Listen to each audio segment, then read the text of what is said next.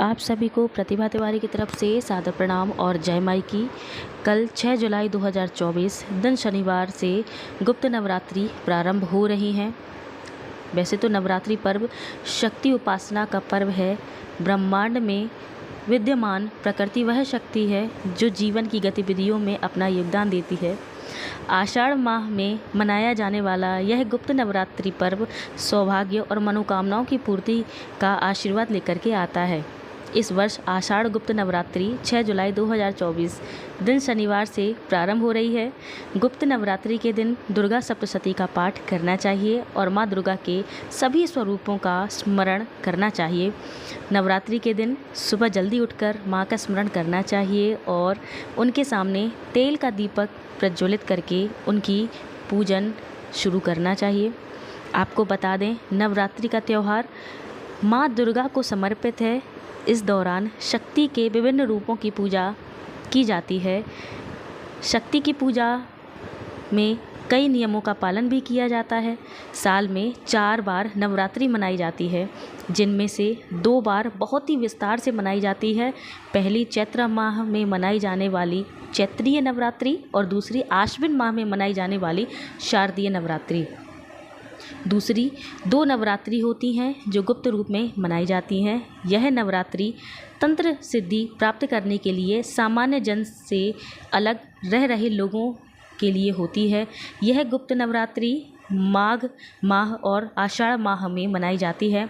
मान्यता है कि इस गुप्त नवरात्रि में माँ की आराधना करने से 10 महाविद्याओं की सिद्धियाँ प्राप्त होती हैं।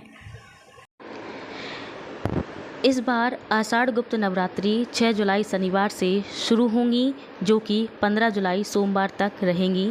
यानी इस बार ये गुप्त नवरात्रि 9 नहीं बल्कि 10 दिनों की होंगी। ऐसा चतुर्थी तिथि की वृद्धि होने के कारण होगा। अब जान लेते हैं ये गुप्त नवरात्रि होती क्या है।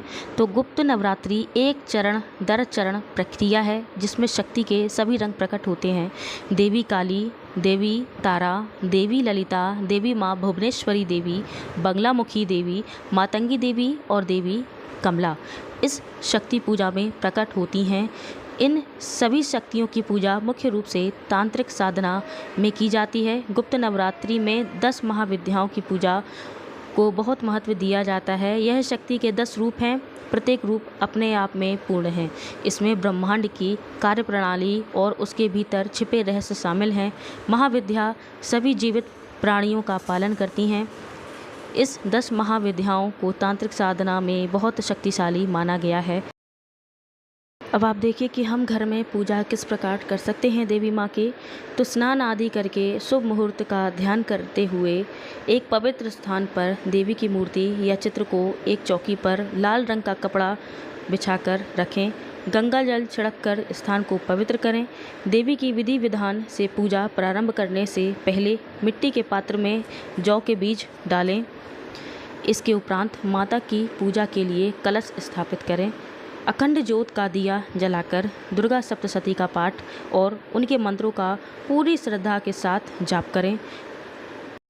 कहते हैं कि गुप्त नवरात्रि में किया जाने वाला पाठ, हवन, जप, तप माँ भगवती की सेवा अखंड सौभाग्य और सुख समृद्धि देने वाली होती है। आपकी मनोकामना पूरी करने वाली होती है। तो आप लोग ज़रूर करिएगा। वीडियो पसंद आए तो लाइक और शेयर कमेंट ज़रूर करिएगा। तब तक प्रतिभा तिवारी की तरफ से आप सभी को राम राम।